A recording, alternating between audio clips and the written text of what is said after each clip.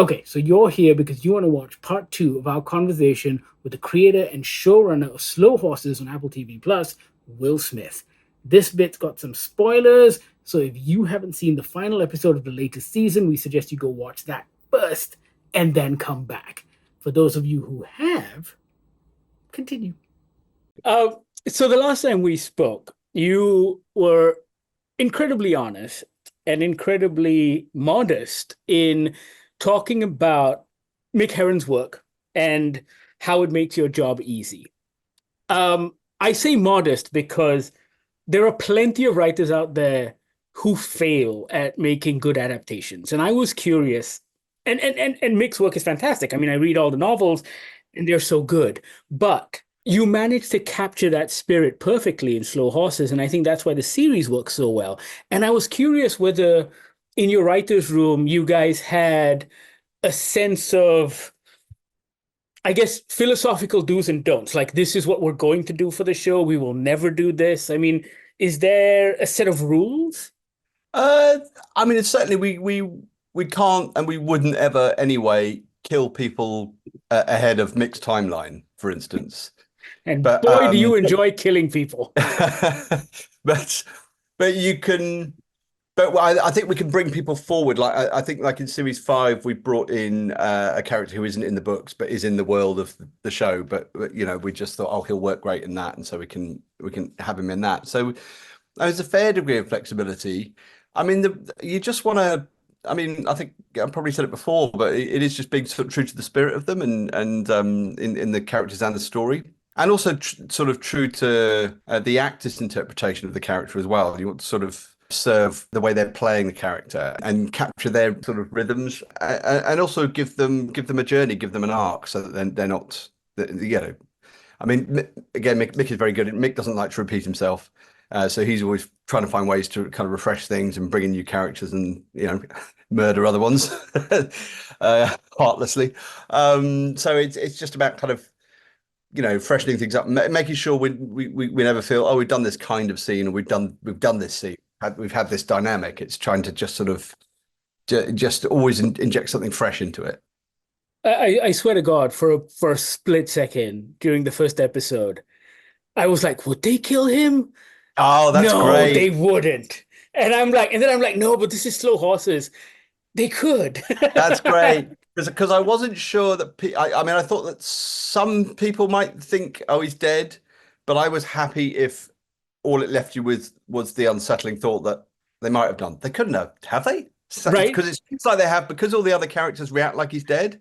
Yes. Then that's what I think really helps sell the kind of idea that he's dead, and then you reveal at the end that he's there, and it's so I think we kind of churned people up enough with that one. That was that felt like I'm really happy that people reacted in that way and didn't go, of course he's not dead. They kind of went, oh my God, he might really be dead. I think he's dead, which is how I felt when I read the book. I was like, he can't kill them. I don't think he has.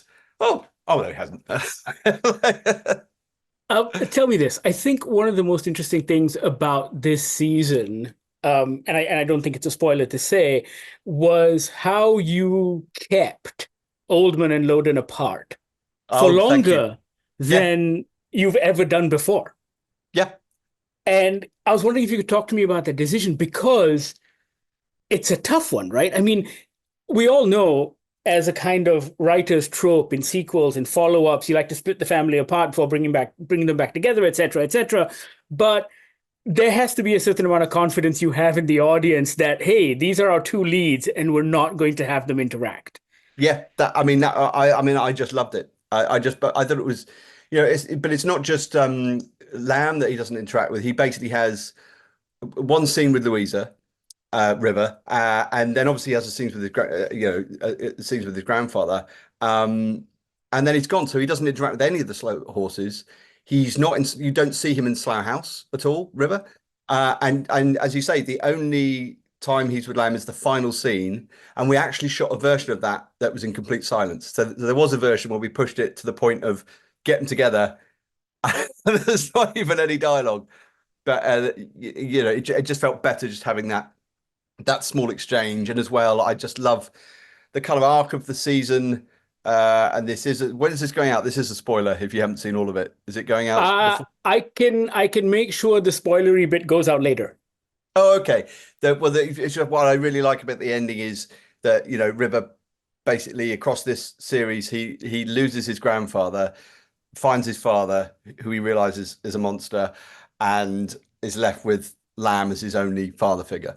And it's just, I just love ending with Lamb is just like that's that's the only family he's got now, really. Uh, And speaking about that, and I don't know if this was just me reading too much into it, but the previous seasons have always felt incredibly self-contained. This ending felt a little more open-ended. Was that intentional? oh, what in terms of uh, Frank, being let go and kind of where David is, and yeah, Correct. And also even with Lamb and River. yeah, well, there's definitely in five the ramifications of what happens in four are played out across five. So there's kind of in terms of River's emotional state, his relationship with Lamb. We're also sowing the seed of something that develops with Roddy in series five. So it seems like it's kind of in this it's a sort of side plot and kind of interesting beat, but actually it's really key to the next season. But I mean, I kind of feel that all the series connect and they flow on, and that you're kind of following these characters and their accumulated kind of burdens and scars, and and Louisa as well. It really, what happens in across 2, 3, and 4 really hits Louisa hard in 5. There's there's consequence for everything that's gone before, and I think that's really important in any drama series. You don't want to reset and ignore what's happened before just because you can get a good story out of it. You want to feel that things are connected and characters are remembering things that they would obviously remember. I'm running out of time, but Oh, just one sorry. last thing. Um, you're running out of novels. And I'm glad that they're keeping you going. And I'm glad that Gary Oldman's like, I will do this for as long as I live. But what happens? I mean, it feels like you can make this faster than Mick can write. Well, I mix writing the ninth, and then there are also kind of the kind of ancillary kind of novels, or kind of novels in the world that aren't sort of in the Heronverse. Like Secret Hours, I really love. The Secret Hours is a kind of it's present day, but it flashes back to Lamb and Molly in Berlin, and it has a few Slow Horses characters come into it in a really interesting way. And I think that could be a great kind of not stopgap, because I think it's a great work in its own right, but that could make a great kind of film or a kind of limited series that you could do while you wait for Mick to to do the next one. Also, just before I go, this one's for free, Will, but I saw this photo of Christian Bale with longish hair and looking a little scruffy, and I was thinking a Oh, Lamb prequel would the be young lamb, Christian Bale. fantastic. Yes, a Whoa. young Lamb. I I mean, would, well, that's because I think when I'm watching your show, that's the thing that's always running through my mind, because I'm like, what would this guy have been like in his heyday? He must have been awesome. yeah. What happened to him to turn him into this?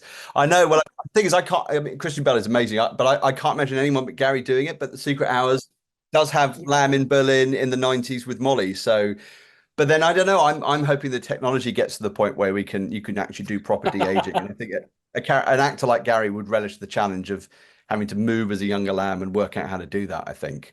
So I hope we get to do that. Oh, But thank you so I much, love man. Christian Bale.